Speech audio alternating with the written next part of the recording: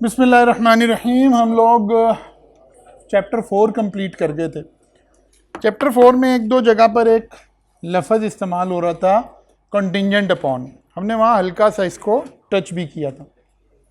लेकिन चैप्टर 5 एक type of contract को स्पेसिफिकली डिस्क्राइब कर रहा है which is called contingent contract.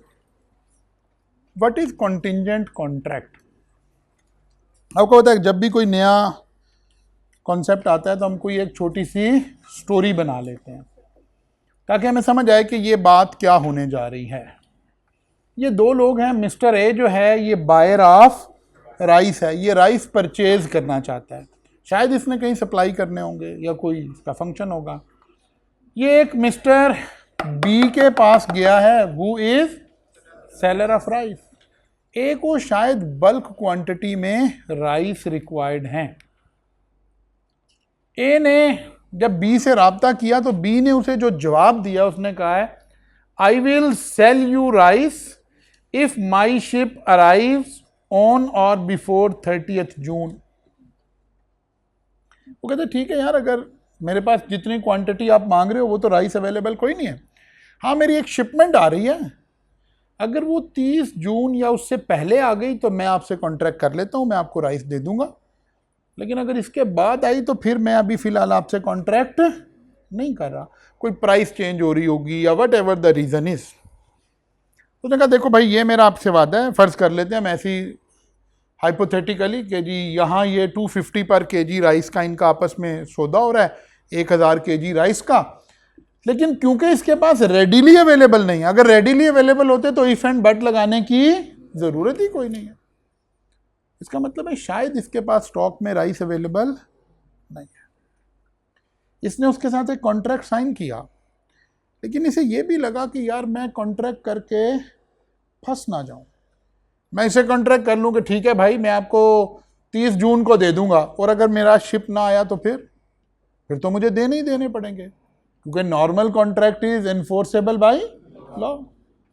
फिर क्या है, मुझे मार्केट से महंगे खरीद के देने पड़े, मैं फंस जाऊंगा, मुझे राइस देने पड़ेंगे।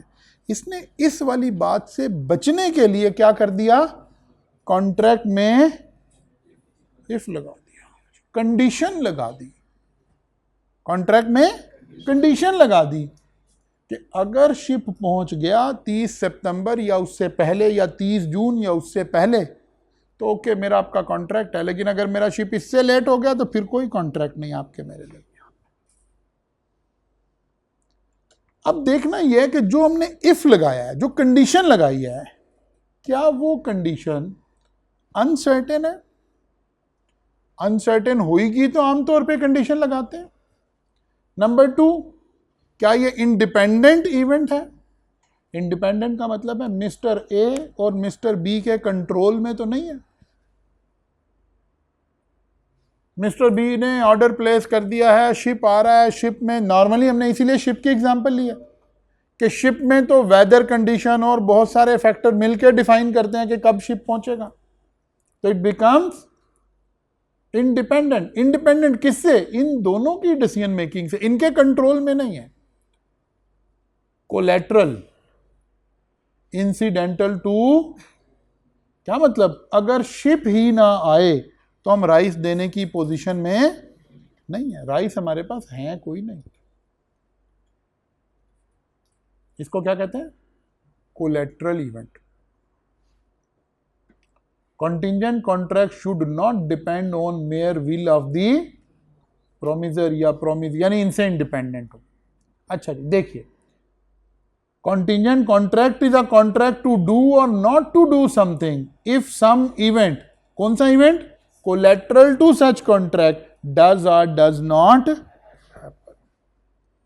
अभी तो ये हैपन वाला इवेंट हो रहा है ना, अगर शिप आ गया तो मैं आपको राइस प्रोवाइड करूंगा।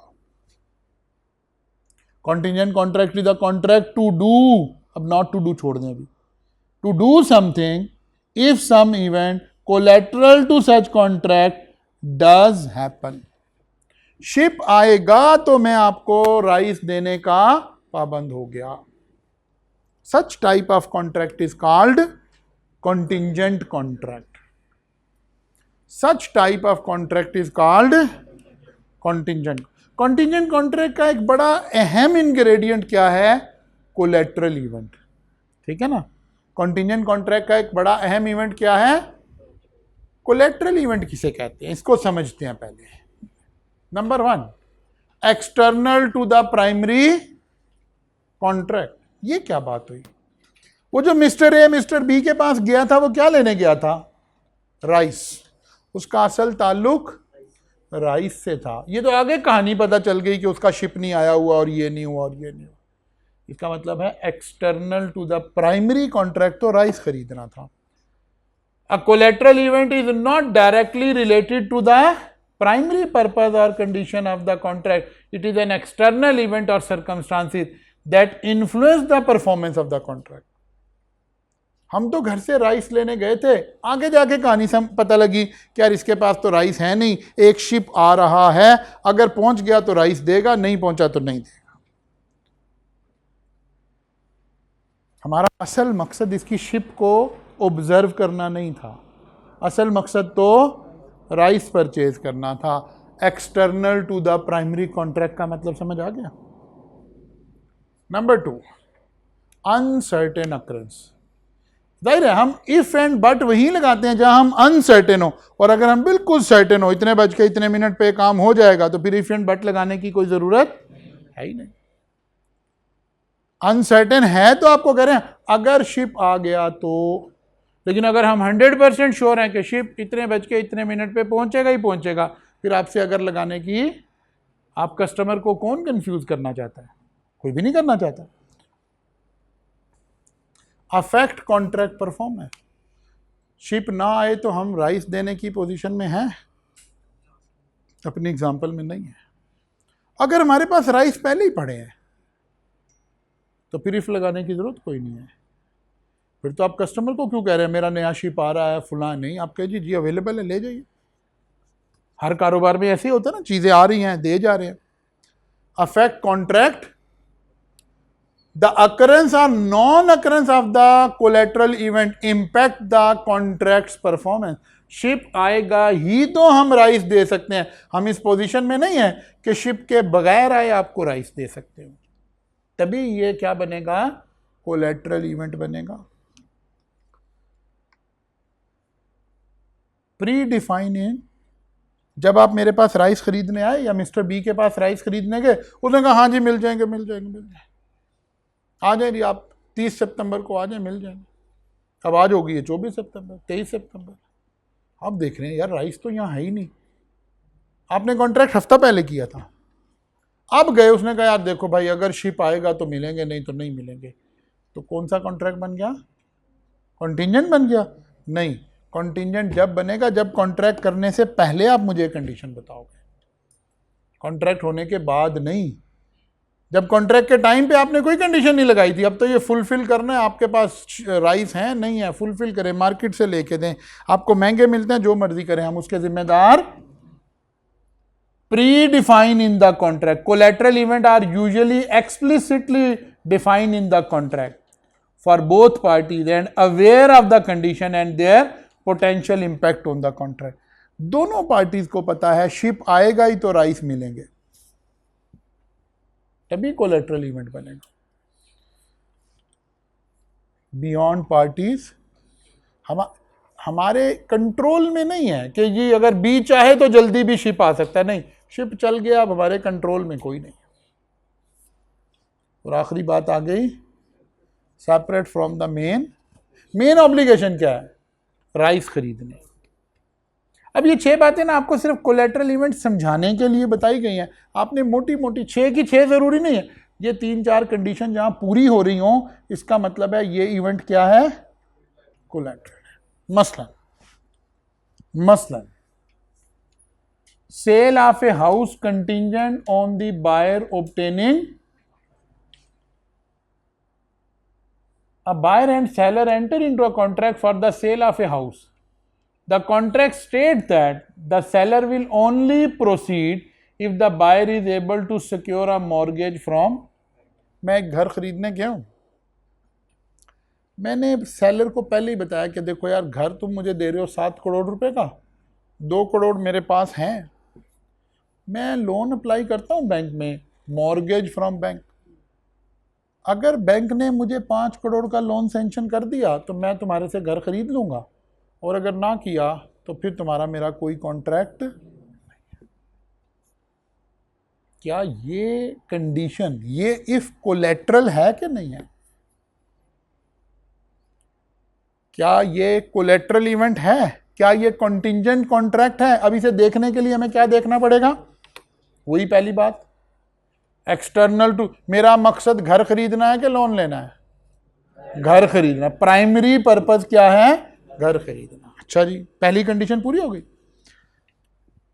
अनसर्टेन, क्या मैंने लोन अप्लाई कर दिया तो जरूर लोन मिलेगा? नहीं, वो तो बैंक की अपने क्राइटेरिया पे होगा, अप्रूवल मिल भी सकती है, नहीं भी मिल सकती। इसका मतलब है अनसर्टेन है, इसीलिए एफ लगा दिया था। अच्छा जी, ये कंडीशन भी पूरी हो गई। तीसरी बात, अफेक्ट कॉन्ट्रैक्ट। अगर मुझे लोन ना मिला तो क्या मैं फिर भी घर खरीदने की पोजीशन में हूं?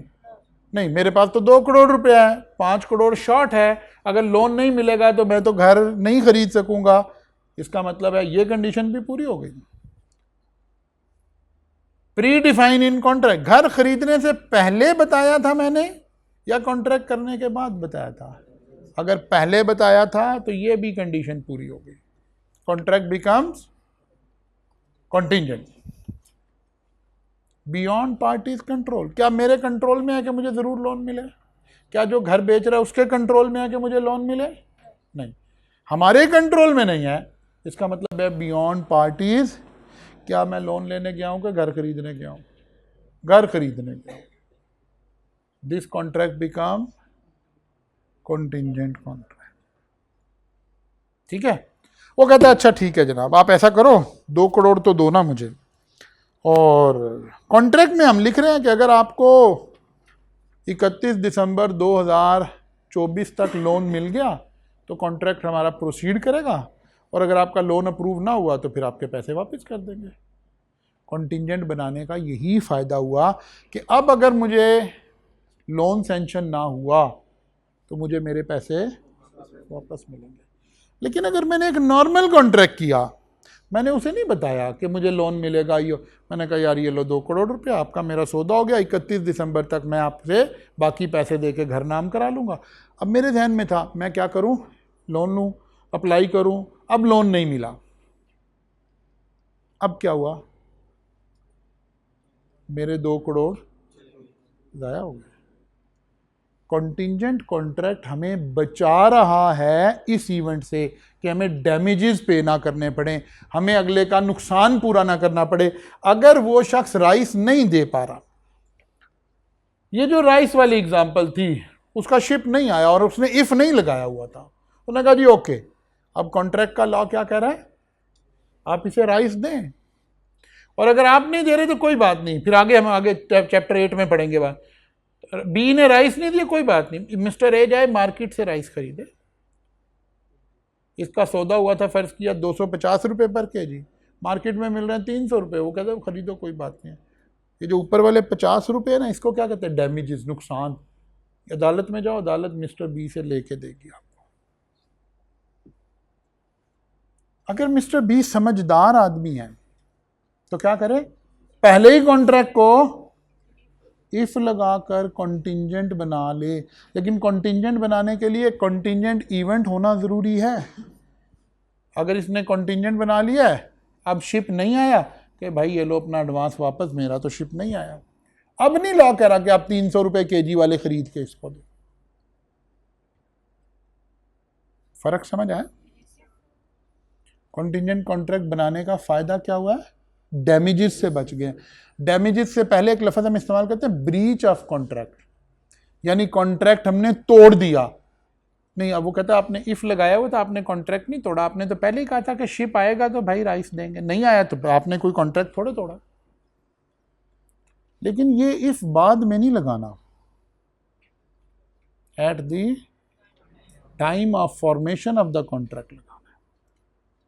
डन होगी बात? अच्छा,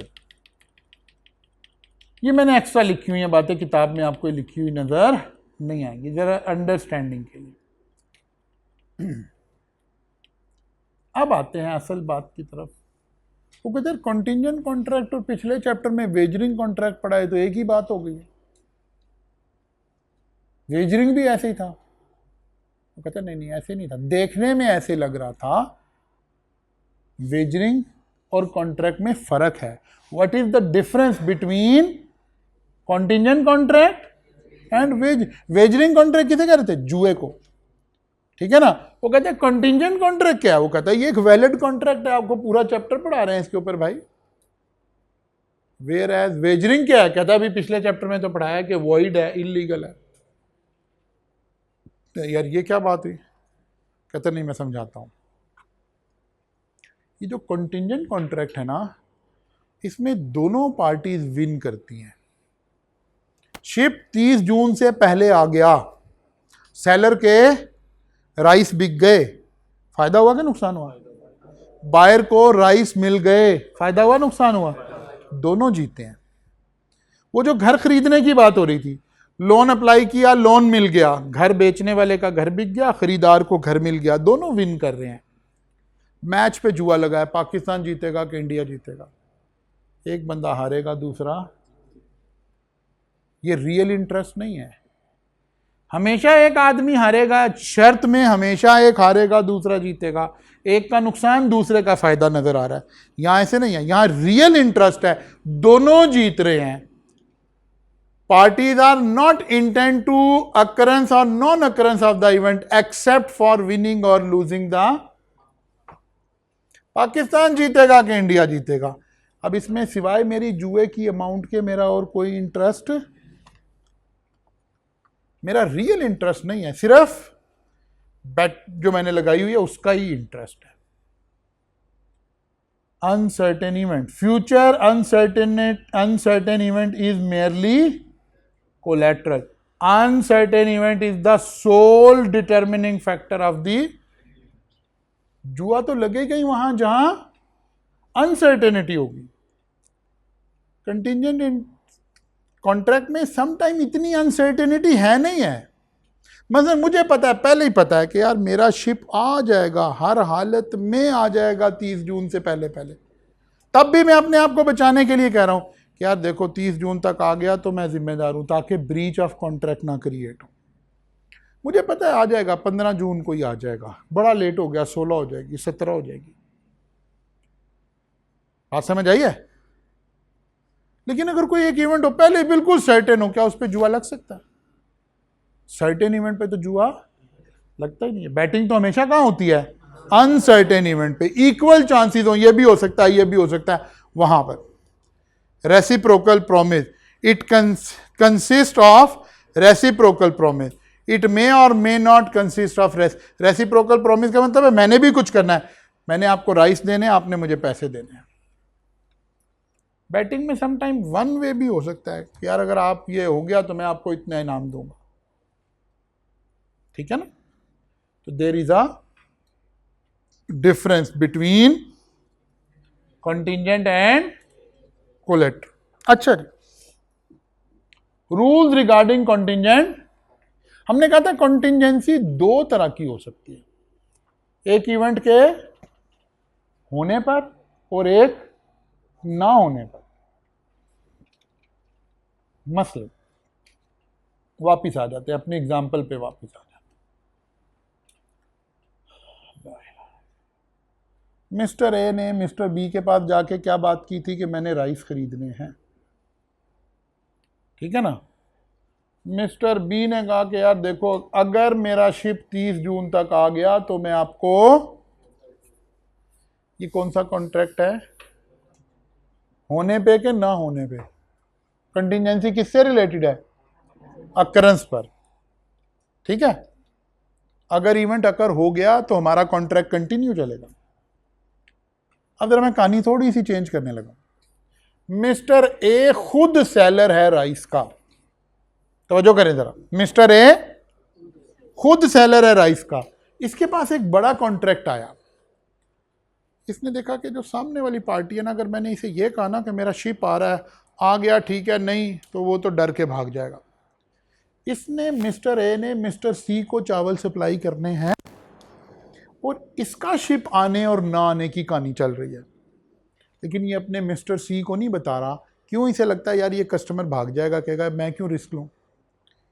इसने क्या किया, ये मिस्टर ए के पास आया और इसने कहा कि यार देखो, तुम्हें पता है मैं भी राइस का डीलर हूँ, तुम भी राइस के डीलर हो, मेरी शिपमेंट आनी है 30 तारीख तक, मुझे शक है कि पता नहीं पहुँचेगी कि नहीं पहुँचेगी। अगर मेरी शिपमेंट ना पहुँची तो मैं 1000 kg राइस तुम्हारे से ख़रीदूँगा। इसके पास पहले ही पड़े हैं। अब इन दो के दरमियान कॉन्ट्रैक्ट हो रहा है इफ़ के साथ, लेकिन वो इफ़ कैसे काम कर रहा है, नॉट हैपनिंग। अगर मेरी शिप ना आई 30 तक तो मैं आपसे राइस खरीदूंगा। कॉन्टिंजेंट इवेंट दोनों तरह से हो सकता है, हैपनिंग पर भी डिपेंडेंट हो सकता है, नॉट हैपनिंग पर भी डिपेंडेंट हो सकता है। कहानी समझ आ गई ना? अच्छा जी, अगर हैपनिंग पर डिपेंडेंट है, अगर इवेंट हैपनिंग पर डिपेंडेंट है तो क्या रूल्स हैं? देखिए क्या लिखा हुआ है, I will sell you rice if my ship arrive on or before 30th, original हमारी एग्जाम्पल। अब हमने कहा जी अच्छा जी, बाद दफ़ा तो कोई डेट यहाँ लिखी हुई है और बाद दफ़ा नहीं लिखी। If time is not fix, उन्होंने कहा अगर मेरा शिप आ गया तो आपको चावल मिल जाएंगे, नहीं आया तो नहीं मिलेंगे। ये नहीं लिखा 30 जून, टाइम फिक्स नहीं है। अब क्या हुआ, कब कॉन्ट्रैक्ट एनफोर्सेबल हो जाएगा, यानी मुझे राइस देने पड़ेंगे इफ इवेंट, अगर उसका शिप आ गया है तो उसे राइस देने ही देने पड़ेंगे। कब नहीं देने पड़ेंगे, इफ इवेंट बिकम्स, यानी पता चला कि शिप रास्ते में ही डूब गया, अब तो शिप आ ही नहीं सकता, तो क्या हो गया, कॉन्ट्रैक्ट वॉइड हो गया। बात समझ आई है कि नहीं? कब कॉन्ट्रैक्ट एनफोर्सेबल हुआ और कब कॉन्ट्रैक्ट वॉइड हुआ। अच्छा जी, और अगर टाइम फिक्स था जैसे लिखा हुआ है क्या, 30th जून, अब कब एनफोर्सेबल होगा, if event happen with in fix time. 30 जून से 28 जून को आ गया शिप, कॉन्ट्रैक्ट एनफोर्सेबल हो गया। 15 जून को आ गया, एनफोर्सेबल हो। यकम जुलाई को आया, एनफोर्सेबल नहीं है। कब एनफोर्सेबल नहीं है, इफ टाइम एक्सपायर और event become impossible before time expire, which ever is. 15 जून को पता चला यार शिप डूब गया, कॉन्ट्रैक्ट वॉइड हो गया। पता चला शिप 5 जुलाई को आया है, कॉन्ट्रैक्ट वॉइड हो गया। Done done. अच्छा जी जी,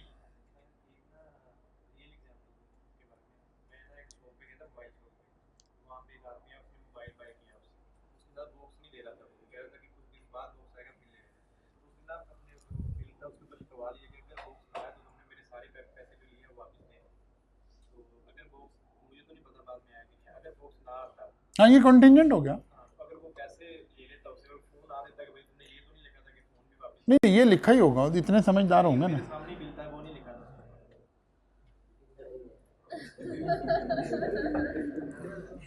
नहीं, इसका अंडरस्टूड मीनिंग यही है, अंडरस्टूड मीनिंग यही है कि वैसे भी अदरवाइज भी हमने एक उसूल पढ़ लिया ना कि जब भी कॉन्ट्रैक्ट को वॉइड करते हैं तो 99% डॉक्ट्राइन ऑफ रेस्टिट्यूशन तो अप्लाई होता ही है ना। अगर आप अपने पैसे वापस मांग रहे हैं सिर्फ मोबाइल का डब्बा ना आने की वजह से, जो आपने भी हमेशा के लिए कहीं ऐसे स्टोर में रख देना है, तो फिर मोबाइल तो वापस देना पड़ेगा। अच्छा जी, not happening of uncertain future event, वही वाली example, I will buy rice if my ship will not arrive on और बिफोर 30th, जो मैंने अभी आपको बताई एग्जांपल दूसरे। यार मेरा तो अपना शिप आ रहा है, लेकिन अगर मेरा शिप ना आया तो मैं आपसे चावल पर राइस परचेज करूंगा। डन। फिर वही दो हिस्से, ला तो कंप्रीहेंसिव बात करता है ना, अगर टाइम फिक्स नहीं है तो कब इंटरेस्ट, कब एनफोर्सेबल होगा, if the event become impossible, और कब वॉइड होगा इफ इवेंट है। मेरा अपना शिप आ गया तो हमारा वो वाला कॉन्ट्रैक्ट क्या हो गया, वॉइड हो गया। और अगर टाइम फिक्स है, जैसे हमने एग्जांपल में लिखा 30 जून, टाइम फिक्स है, कब इनफोर्सेबल होगा? इफ टाइम एक्सपायर और event become impossible before time contract become enforceable, ठीक है ना। और कब वॉइड हो जाएगा? If the event happen within, क्या टाइम था? 25 जून को ही आ गया, तो जो आपस का हमारा कॉन्ट्रैक्ट हुआ था वो क्या हो गया? वॉइड हो गया। 15 जून को ही आ गया, वॉइड हो गया। 10 जुलाई को आया, एनफोर्सेबल हो गया, ठीक है ना। इसके दोनों रुख मैंने अलग अलग कर दिया यहाँ पर। अच्छा जी, हैपनिंग ऑफ एन इम्पॉसिबल, ये पिछले चैप्टर की लाइन है, मैंने यहां दोबारा रेफर किया ताकि लिंक हो जाए। Such agreement as void whether the impossibility of the event is known और not to the parties to the agreement at the time when it is. वो कहते हैं देखो यार, इस इफ का ये फायदा नहीं दे रहे आपको, ये ना सोच लेना कि सर क्योंकि हमने कॉन्ट्रैक्ट में इफ लगा दिया है। वो कहता है ये इफ सिर्फ और सिर्फ पॉसिबल इवेंट्स के लिए लगाना है। जो इम्पॉसिबल इवेंट है, जो इम्पॉसिबल इवेंट है, उनके लिए इफ लगाने का कोई फायदा नहीं है। उनका इफ लगाने से कोई फर्क नहीं पड़ रहा। इम्पॉसिबल इवेंट को तो करना ही क्या है? वॉइड है ना, मुर्दे को जिंदा कर देंगे। मैं तुम्हें 10 लाख रुपया दूंगा अगर तुम मुर्दा जिंदा कर दोगे। अब इस वाले इफ का कोई फायदा नहीं हो, कोई चेंज नहीं आई, ये तो कॉन्ट्रैक्ट पहले ही क्या है? वॉइड है। इम्पॉसिबल इवेंट के ऊपर कोलेट्रल नहीं होता। कोलेट्रल कब होता है? Possible legal event. और कौन सा event? Incidental to the main product, यानी कोलेट्रल इवेंट हो, फिर आप ये काम करें तो फिर आपका एक फायदा होगा। ये वाली बात ना जरा निखर के सामने आएगी जब हम चैप्टर नंबर 8 पढ़ लेंगे, क्योंकि जब हम कोई कॉन्ट्रैक्ट करते हैं और कॉन्ट्रैक्ट को पूरा नहीं करते तो हमारे ऊपर क्या लग जाता है? डैमेजेस। ये हमें बचा रहा है डैमेजेस से। हम कॉन्ट्रैक्ट पूरा भी नहीं कर रहे और डैमेजेस भी नहीं लग रहे। क्यों? हमने कॉन्ट्रैक्ट को क्या बना लिया था? कॉन्टिंजेंट बना। हमने कॉन्ट्रैक्ट में ही डाल दिया था कि भाई शिपमेंट आएगी तो हम जिम्मेदार हैं, नहीं आएगी तो नहीं जिम्मेदार। बड़ा अहम चैप्टर है, हर दफा इसमें से सवाल लाजमी आता है। आज आपके जिम्मे काम क्या है? सबसे पहला काम है कॉन्टिंजेंट कॉन्ट्रैक्ट की डेफिनेशन याद करना। दूसरा काम है कि कॉन्टिंजेंट इवेंट को पहचानना। ये 5-6 बातें लिखी हैं, इसमें से 2-3 हमें पूरी होती नजर आए तो हम कहते हैं ओके इवेंट क्या है? कॉन्टिंजेंट है। और तीसरे 2 रूल, अगर हैपनिंग वाला इवेंट है तो कैसे चलना है, और अगर नॉट हैपनिंग वाला है तो कैसे चलना है। चैप्टर 5 डील कर रहा था कॉन्टिंजेंट कॉन्ट्रैक्ट। कॉन्टिंजेंट कॉन्ट्रैक्ट हमने अंडरस्टैंड किया था एक ऐसा कॉन्ट्रैक्ट जिसमें हम कोई कंडीशन बिल्ट इन कर दें, लेकिन किस वक्त बिल्ट इन कर दें? Eight the time of contract. हम कोई इफ लगा दें। कंडीशन जाहिर है 2 तरह की हो सकती है, किसी काम के होने की भी हो सकती है और किसी काम के ना होने की भी हो सकती है। इसीलिए कंप्रीहेंसिवली डेफिनेशन क्या बनी थी? A contingent contract is a contract to do or not to do something if some event, लेकिन event कौन सा हो? Collateral to such contract does or does not। फिर हमने समझा यार कोलेट्रल इवेंट क्या होता है। हमने कहा एक ऐसा इवेंट जिसमें मोटी मोटी ये 6 बातें पाई जाएं। 6 की 6 का होना जरूरी नहीं है, मोटी मोटी 6 बातें नजर आ रही। क्या मतलब?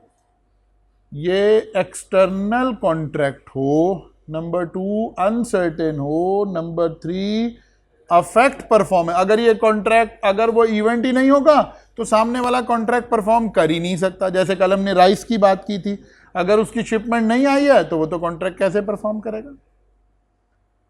लेकिन ये कंडीशन कॉन्ट्रैक्ट करने से पहले लगी हुई हो, pre define in the contract, और इस इवेंट के होने ना होने का कंट्रोल पार्टीज के पास ना हो, बल्कि beyond the control of parties हो। जैसे हमने बैंक से लोन वाली बात की थी, ठीक है ना। फिर हमने दो बातें समझ ली थी कि अगर टू डू है तो कैसे चलेंगे और अगर नॉट टू डू है तो कैसे चलेंगे। कब इवेंट एनफोर्सेबल हो जाएगा और कब इवेंट वाइड हो जाएगा। ठीक है ना, कब इवेंट वाइड हो जाएगा। कौन सी लाइट बंद करवाना, ये वाली? नहीं, वो तो मेरा ख्याल है किसी वो रिकॉर्डिंग पर्पज इसके लिए लगी हुई है। अच्छा जी, नाउ यहां तक हम ये काम कर गए थे, थोड़ा सा इससे आगे चलते हैं।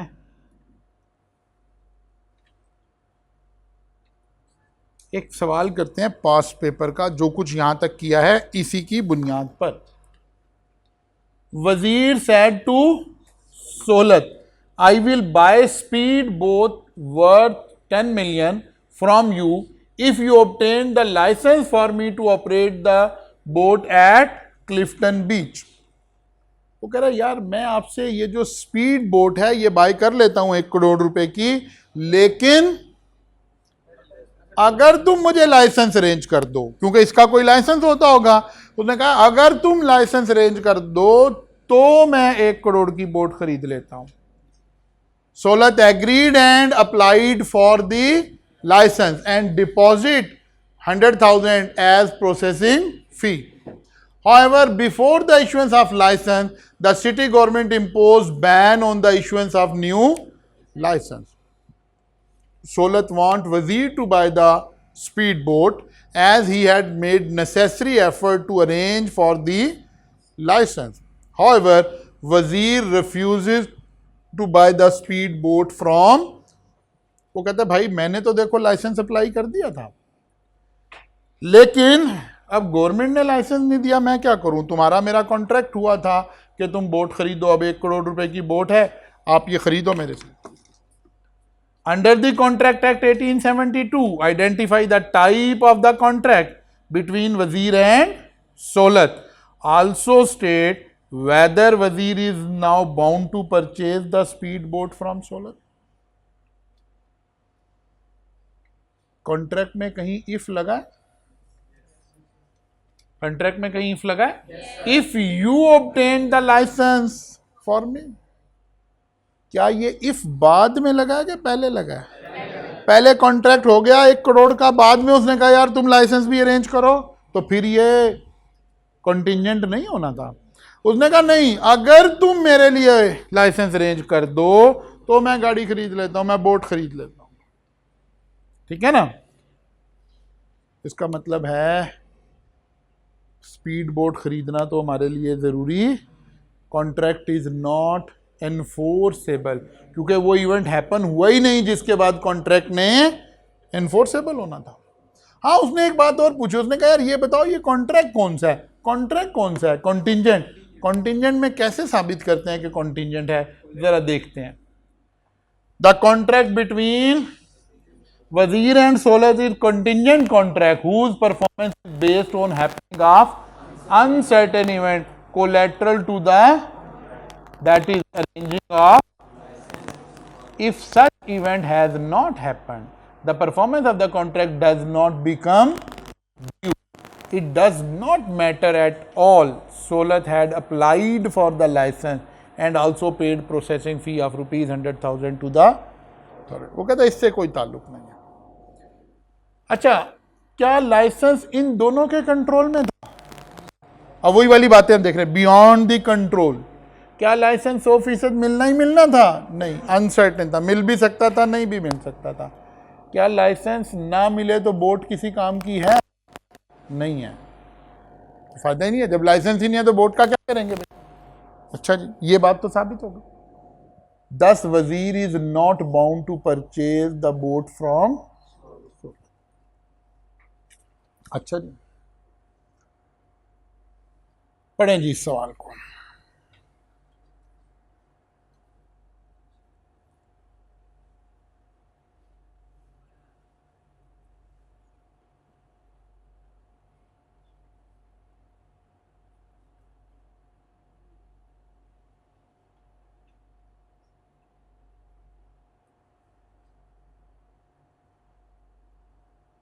describe the nature and validity of the above contract.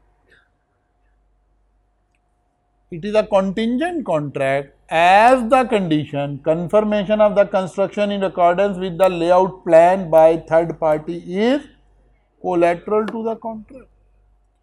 Although it is valid contract, the performance can only be enforced by Zubair after happening of the collateral event, that is certificate issued by Munir. इसको पढ़े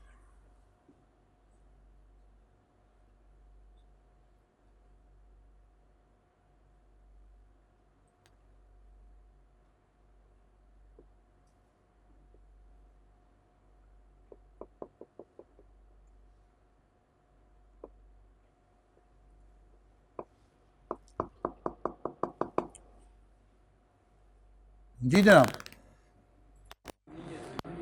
अगर condition लगी हो तो contract कौन सा होता है? नहीं, अगर कंडीशन लगी हो तो कॉन्ट्रैक्ट कंटिजेंट होता है, ये फिक्रा ठीक नहीं है।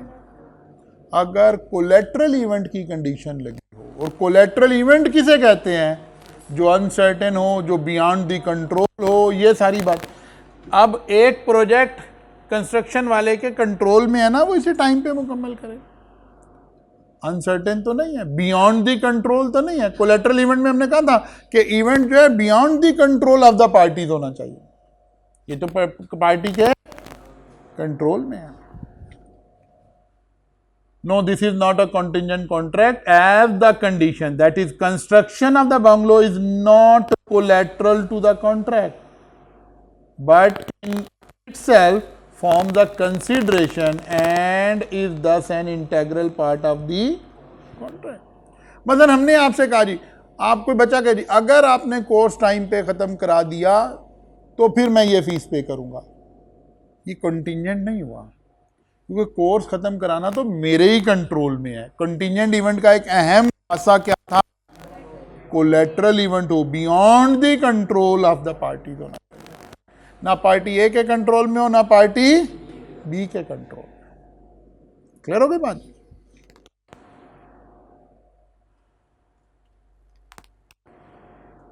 अच्छा, एक और आई कैप की किताब में एक एग्जांपल है, मैंने उसी को ड्रामेटाइज कर दिया। कमाल agree to pay 1 million to Sarmad if Sarmad marry Shazia, Shazia married Dawood. ठीक है ना, ये लॉ की किताब में ऐसे ही है। आई कैप ने उसे थोड़ा सा ड्रामेटाइज करके नाम डाल दिए थे, मैंने उसको ऐसे कर दिया। कमाल ने क्या किया? सरमद को कहा कि अगर तुम शाजिया से शादी करो, अगर तुम इफ, तो मैं तुम्हें 1 million पे करूंगा। लेकिन शाजिया ने, मर्जी है उसकी, क्या कह सकते हैं, हालांकि बनती नहीं थी, ठीक है ना, लेकिन उसने शादी दाऊद से कर दी। अब असल में लॉ की एक प्रोविजन समझाना चाह रहे हैं। अगर कोई काम एक दफा इम्पॉसिबल हो जाए तो कॉन्ट्रैक्ट वॉइड हो जाता है, ठीक है ना, भले बाद में दोबारा पॉसिबल हो जाए, भले बाद में। मैं आपको इस एग्जांपल से पहले पीछे वाली एग्जांपल पे वापस ले जाता हूं। सिटी गवर्नमेंट ने बैन लगा दिया, 10 दिन बाद बैन उठ गया, बस बैन लग गया, कॉन्ट्रैक्ट वॉइड हो गया, खत्म हो गया। दोबारा बैन उठ गया तो नया कॉन्ट्रैक्ट करने की जरूरत है, अगर दोबारा कर लें तो ठीक है। यहां भी लॉ ने यही बात समझाने के लिए जरा एक हमारी सोशल लाइफ की एक वो ले ली बात। The marriage of Sarmad to Shazia must now be considered impossible, although it is possible that Daud may die and Shadia may afterward marry. Dawood की डेथ हो गई या दाऊद ने डाइवोर्स दे दिया और उसने कहा जनाब अब मैंने शादी कर ली है तो लाओ जी 1 million दे दो। कहते नहीं, वंस कॉन्ट्रैक्ट बिकम इम्पॉसिबल तो कॉन्ट्रैक्ट वॉइड हो गया, अब दोबारा पॉसिबल हो तो नया कॉन्ट्रैक्ट रिक्वायर्ड। असल में ये बात समझाना चाह रहे थे, ठीक है ना।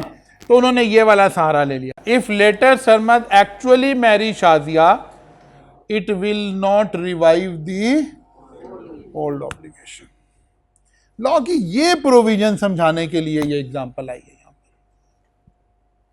पर सिटी गवर्नमेंट ने बैन लगाया, 2 दिन बाद ही उठा लिया, पिछला कॉन्ट्रैक्ट वॉइड हो गया, अब दोबारा कॉन्ट्रैक्ट करेंगे तो ठीक है ना। When event based on future conduct is deemed impossible, ये पीछे हम पढ़ कर आए।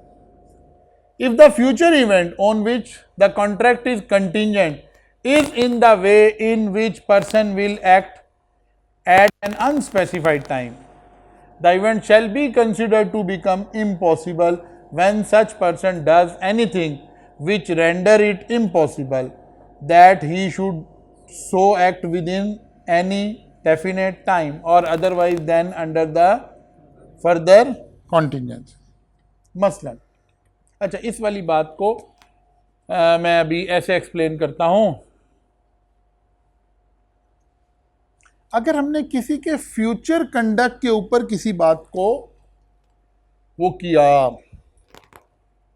बेस किया, और वो बंदा क्या कर रहा है, the event shall be considered to become impossible when such person does anything which render it impossible। वो कोई ऐसा काम करता है जिससे पता लग गया कि यार अब तो ये काम नहीं हो सकता। मसलन आपने ना एक शादी हॉल था, आपने उसका कोई इवेंट बुक करवाया हुआ था, उस बंदे ने वो शादी हॉल ही बेच दिया, तो अब आपको किराए पे कैसे देगा? When such event shall be considered to become impossible when such person does anything which render it impossible। कोई काम ऐसा कर दिया जाए जिससे वो काम करना मुमकिन ही ना रहा हो, तो तब भी इवेंट क्या हो गया? वॉइड हो गया। बस एक छोटी सी डेफिनेशन है, ऐसी आई कि अपने चैप्टर इसका नाम रख दिया, इसमें कुछ भी नहीं था। इसमें एक डेफिनेशन आई किसकी? कॉन्टिजेंट कॉन्ट्रैक्ट की, फिर एक डेफिनेशन आई कोलैटरल इवेंट की, ठीक है, और फिर उसके बाद आया कब पॉसिबल है और कब पॉसिबल। 1, 2, 3 नंबर की बात हमने पढ़ी, what is the difference between wagering agreement and, ठीक है ना। तो कोई ऐसा लंबा चौड़ा काम नहीं है। हाँ, इससे आगे चलें तो चैप्टर नंबर आ जाएगा 6। अब 6 और 7 किताब में 2 अलग अलग चैप्टर हैं, हालांकि किसी चैप्टर के 2 पार्ट्स नहीं है, लेकिन आई कैप ने ऐसे ही इसका नाम रख दिया पार्ट 1 एंड पार्ट 2। अब जरा पहले एक रिकैप कर लें, अभी तक क्या पढ़ा है। चैप्टर नंबर 2 से शुरू किया था ना contract, chapter number 2, 3, 4। Basically contract का बेसिक स्ट्रक्चर हमने इन 3 चैप्टर में पढ़ा है। वैलिड ऑफर क्या है, वैलिड एक्सेप्टेंस क्या है, वैलिड कॉन्ट्रैक्ट क्या है, टाइप ऑफ कॉन्ट्रैक्ट क्या है, ठीक है ना, एसेंशियल्स ऑफ वैलिड कॉन्ट्रैक्ट क्या है, फिर उनकी डिटेल डिटेल डिटेल डिटेल, ये खत्म हो गया। इन 3 चैप्टर में ये बातें पढ़ी हमने।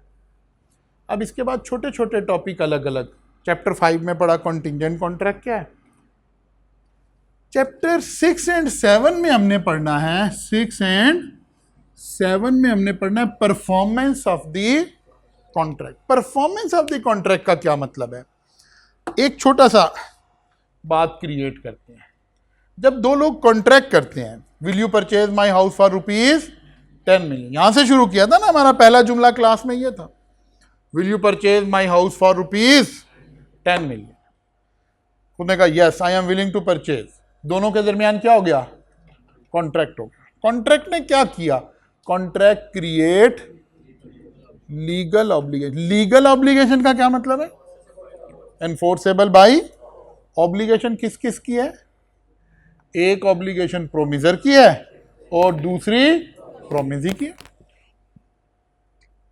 ठीक है ना। उसने पैसे देने हैं, उसने घर ट्रांसफर करना, ठीक है ना। एक बंदे ने पैसे देने हैं, दूसरे बंदे ने घर ट्रांसफर करना है। अब अगर पैसे देने वाला पैसे दे दे और घर ट्रांसफर करने वाला घर ट्रांसफर कर दे तो हम कहते हैं कॉन्ट्रैक्ट क्या हो गया, परफॉर्म हो गया। क्या किया, प्रोमिजर ने अपना वादा पूरा कर दिया, प्रोमिजी ने अपना वादा पूरा कर दिया। लॉ की लैंग्वेज में हम कहते हैं कॉन्ट्रैक्ट क्या हो गया, परफॉर्म हो गया या डिस्चार्ज हो गया। Parties to the contract get discharge on the valid performance of the contract. Discharge of contract का मतलब होता है कॉन्ट्रैक्ट खत्म हो गया, कंप्लीट हो गया। परफॉर्मेंस का मतलब भी क्या है, कंप्लीट हो गया। आप मोबाइल परचेज करने गए, आपने शॉप वाले को पैसे दे दिए, उसने आपको मोबाइल दे दिया, आप अपने घर वो अपने घर, कॉन्ट्रैक्ट क्या हो गया है, परफॉर्म हो गया है। दूसरे मानों में डिस्चार्ज हो गया। आपने राइस के साथ कॉन्ट्रैक्ट किया पीआरसी का, आपने एक अमाउंट कमिट की, राइस ने उसके अगेंस्ट कुछ एजुकेशन सर्विसेज आपके साथ कमिट की, आपने वो पैसे दे दिए, राइस ने वो सर्विसेज परफॉर्म कर दी, राइस का और आपका कॉन्ट्रैक्ट क्या हो गया, डिस्चार्ज हो गया, कंप्लीट हो गया। ठीक है ना, कॉन्ट्रैक्ट बिकम डिस्चार्ज या कॉन्ट्रैक्ट इज परफॉर्म्ड। वो कहते हैं यार परफॉर्मेंस ऑफ द कॉन्ट्रैक्ट जो है ना ये दो तरह की होती है। एक को हम कहते हैं एक्चुअल परफॉर्मेंस। एक्चुअल परफॉर्मेंस का मतलब आपने पैसे दे दिए, शॉप वाले ने आपको मोबाइल दे दिया, आपने पैसे दे दिए, राइस वालों ने सर्विसेज दे दी। ठीक है ना। और एक है अटेम्प्टेड परफॉर्मेंस। एक्चुअल परफॉर्मेंस में क्या होता है, प्रोमिजर ने एक्चुअली परफॉर्म कर दिया, प्रोमिजी ने पैसे दे दिए, कॉन्ट्रैक्ट क्या हो गया, खत्म हो गया, एक्चुअली परफॉर्म हो गया। अटेम्प्टेड परफॉर्मेंस में क्या होता है, एक बंदे ने ऑफर टू परफॉर्म किया है कि यार भाई आपका काम हो गया, मैं चीजें ले आऊं, आपने कहा नहीं अभी ठहरो मैं बताता हूं, या आप चीजें लेकर आए, उन्होंने कहा ये क्या बना लाया, मैंने ये थोड़े ऑर्डर दिया था, मैंने नहीं लेनी है। सामने वाले बंदे ने परफॉर्म करने की कोशिश की है, प्रोमिजी ने क्या किया, did not accept the performance. आपने किसी को ना टेबल बनने के लिए दी, आपने कहा यार अपना इस दफ़ा पढ़ना है तो चलो यार एक स्टडी टेबल बनवा लेते हैं, फ्री पढ़ाई होगी। आपने किसी बंदे को एक स्टडी टेबल बनाने के लिए दी, आपने उसे अपने स्पेक्स बताए, सारा कुछ बताया, उसने कहा सर टेबल तैयार है आप आकर ले लें। या अगर ये तय था कि वो लेकर आएगा तो वो लेकर आ गया। जब आपने टेबल देखी आपने कहा यार ये क्या बना लिया भाई, तुमने ये फिनिशिंग देनी थी, ये मटेरियल लगाना था, मुझे नहीं चाहिए। प्रोमिजी डिड नॉट एक्सेप्ट परफॉर्मेंस। अब लॉ क्या कहता है, क्या वो दोबारा जाके नई टेबल बनाए आपके लिए? लॉ कहता नहीं नहीं दोबारा कोई नहीं बनानी है, नहीं लेता तो ना ले। एक किस्म का कॉन्ट्रैक्ट क्या हो गया, परफॉर्म हो गया। Need not perform his obligation again, दोबारा करने की जरूरत नहीं है। Can not sue promisor for non, जिसने टेबल बनने दी थी ना वो अदालत में ये नहीं जाके कह सकता मैंने इसे टेबल बनने दी थी, इसने मेरी टेबल बना के नहीं दिया, मुझे अदालत से इंसाफ चाहिए। कहते नहीं, लेकिन कुछ कंडीशन है, अभी हमें थोड़ी अजीब लग रही है बात। अटेम्प्टेड परफॉर्मेंस का दूसरा नाम क्या है, टेंडर। अटेम्प्टेड परफॉर्मेंस का दूसरा नाम क्या है, टेंडर। इसका मतलब है कॉन्ट्रैक्ट दो तरह से परफॉर्म हो सकता है।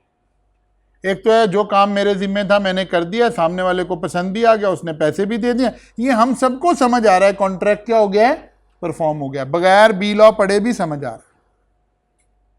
आप हफीज सेंटर के एक लैपटॉप खरीदना था, आपने लैपटॉप अच्छी तरह चेक किया, उसके पैसे दिए, आप लेके घर आ गए, कॉन्ट्रैक्ट क्या हो गया, परफॉर्म हो गया, actual performance.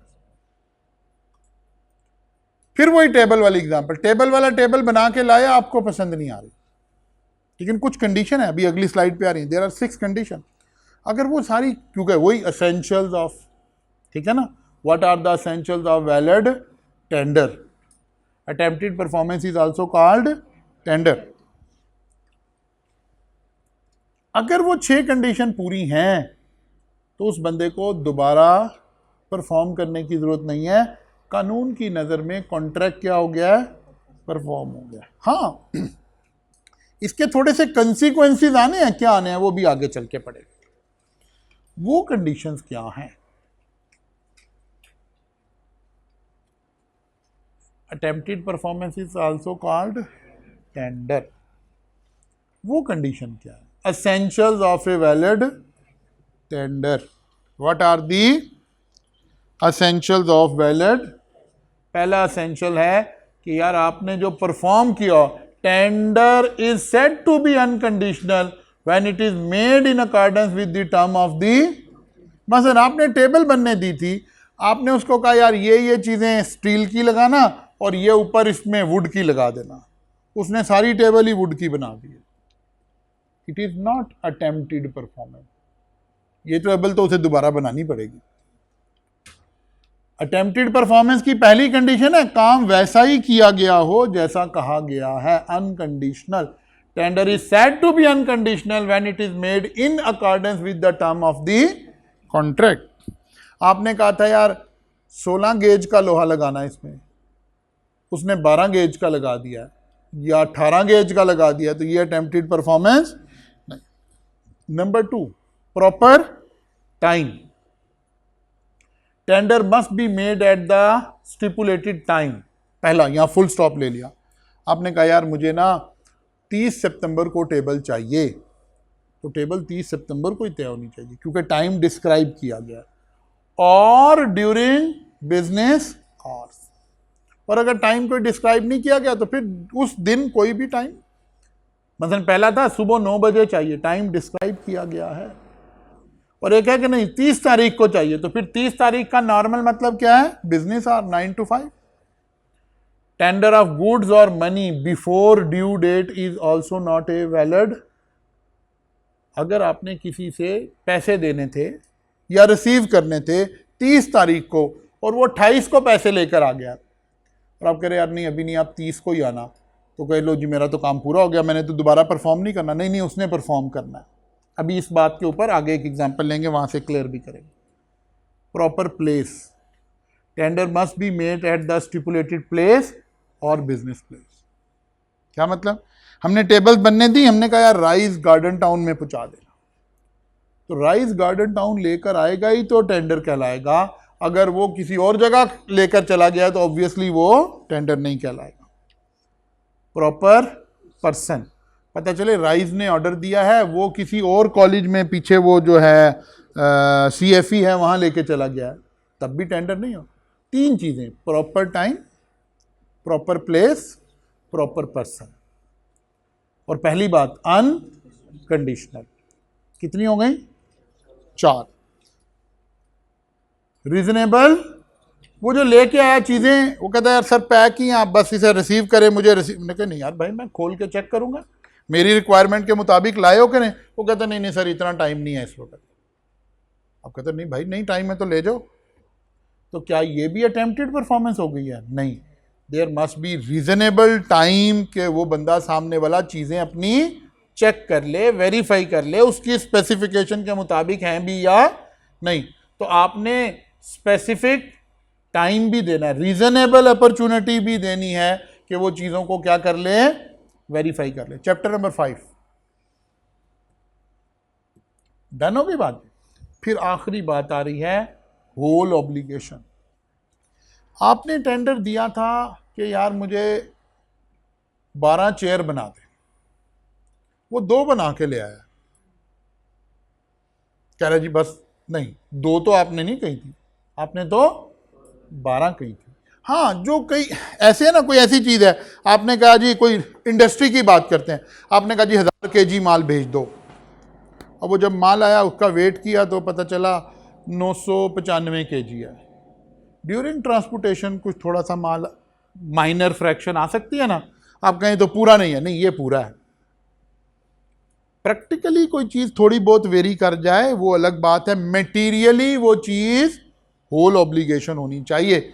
A valid tender is for the whole obligation, however minor deviation from the term of the contract may not render the tender invalid। आपने 1000 kg का ऑर्डर दिया था, वो 995 kg लाया, आपने कहा नहीं उठा के ले जाओ, मैं नहीं लेता। नहीं ये नहीं कर सकते आप, इट्स अ वैलिड। लेकिन आपने 1000 पीस का ऑर्डर दिया था, वो 100 लेके आ गया। ये माइनर वेरिएशन नहीं है, ठीक है ना, it must be whole obligation. अच्छा जी, एक आखिरी बात, अगर पैसे लेने देने हैं, in case of tender of money, the amount must be fixed and legal tender. Legal tender का क्या मतलब होता है? लीगल टेंडर का मतलब होता है सिक्का राइजुल वक्त, यानी वैलिड करेंसी। एक बंदे से मैंने 1 करोड़ रुपया लेना है, वो पैसे देने आया है, लेकिन पाकिस्तान में बैठ के मुझे 1 करोड़ रुपया दे रहा है इन टर्म्स ऑफ बिटकॉइन। क्या बिटकॉइन वैलिड है पाकिस्तान में? नहीं है। It is not a valid tender because ये लीगल टेंडर नहीं है। लीगल टेंडर का मतलब होता है ऑफिशियल करेंसी, लीगल टेंडर का मतलब होता है, मसलन मैं आप एक एग्जांपल से आपको समझाता हूं। अभी पिछले दिनों, साल पहले, गवर्नमेंट ऑफ पाकिस्तान ने एक करेंसी नोट बनाया 75 रुपीज का। उसके बारे में क्या मशहूर हो गया कि ये नोट सही नहीं है, ये तो गवर्नमेंट ने एजाजी नोट बनाया है और ये कोई लेता देता नहीं है। अब कोई लेता देता नहीं है, ये तो जहालत की बुनियाद पे है। तो अगर आप कभी स्टेट बैंक की उस पर जाए ना, फेसबुक पेज पे या स्टेट बैंक की वेबसाइट पे, तो उन्होंने फिर इसकी ना एक वजाहत जारी की, एक नोटिस जारी किया, एक वीडियो बना के भी जारी की। उस वीडियो में वो यही कह रहे हैं कि 75 रुपीज़ का जो करेंसी नोट है, इट्स अ लीगल टेंडर। लफ्ज़ क्या इस्तेमाल किया है? It's a legal tender. क्या मतलब? ये ऑफिशियल करेंसी है, कोई प्रॉब्लम नहीं है। किसी ने पैसे लेने हैं, 75 रुपीज़ वाले नोट ले ले, इसमें कोई प्रॉब्लम। वो कहते हैं अगर पैसे देने हैं तो पहली बात है ये फिक्स अमाउंट हो, और दूसरी बात है ऑफिशियल करेंसी में। ऑफिशियल करेंसी मींस कितनी कंडीशन आ गई है? 3 ये और 4 ये। अगर ये 7 बातें पूरी हुई हैं और फिर सामने वाले को चीज पसंद नहीं आ रही, तो लॉ क्या कह रहा है? Contract is performed. कॉन्ट्रैक्ट क्या हो गया? परफॉर्म हो गया। क्योंकि परफॉर्मेंस के 2 तरीके थे, या तो एक्चुअली परफॉर्म हो जाए और नहीं, या फिर अटेम्प्टेड परफॉर्म। हमने ये 7 बातें पूरी करके हमने अपनी पूरी अटेम्प्ट कर ली है, सामने वाले को समझ नहीं आ रही तो ना आए। हमने कोई एक टेबल बनाई थी, आपको पसंद नहीं आ रही, लेकिन पसंद नहीं आ रही का मतलब है उसमें वो 7 एसेंशियल्स पूरे हैं, आपकी रिक्वायरमेंट, आपकी स्पेसिफिकेशन, सारा कुछ पूरा है, टाइम पे डिलीवरी भी, सब कुछ वही किया, आपको फिर भी आप कह रहे नहीं यार मज़ा नहीं आया। आपने कहा अच्छा नहीं मज़ा आया भाई, मैं टेबल वापस ले जा रहा हूँ। आप टेबल वापस ले गए, आपने जाके बेच दी। ये कहता है नहीं यार इन्होंने मुझे टेबल नहीं दी। अदालत में जा सकते हैं? क्यों नहीं जा सकते? बिकॉज सारी कंडीशन पूरी होने का मतलब था कॉन्ट्रैक्ट क्या हो गया है? डिस्चार्ज हो गया है, परफॉर्म हो गया है। अब आपको need not to perform again, और सामने वाला बंदा आपसे कोई सू भी नहीं कर सकता, डैमेजेस भी नहीं क्लेम कर सकता। डैमेजेस इससे अगले चैप्टर में, 8वें चैप्टर में पढ़ेंगे। 6 और 7 तो एक ही चैप्टर है ना। डैमेजेस का मतलब होता है कि मुझे ये लॉस हुआ है भाई, तो ये पूरा करके दे। नहीं, कोई लॉस हुआ तो होता रहे भाई, हमने तो काम किया था, आपको पसंद नहीं आ रहा, लेकिन उस काम में ज़रूरी है कि ये 7 कंडीशन पूरी हो रही हों, ये 7 एसेंशियल्स ऑफ वैलिड टेंडर पूरे हो रहे हों, फिर कॉन्ट्रैक्ट वैलिड है। कल मुलाकात होगी यहाँ से आगे।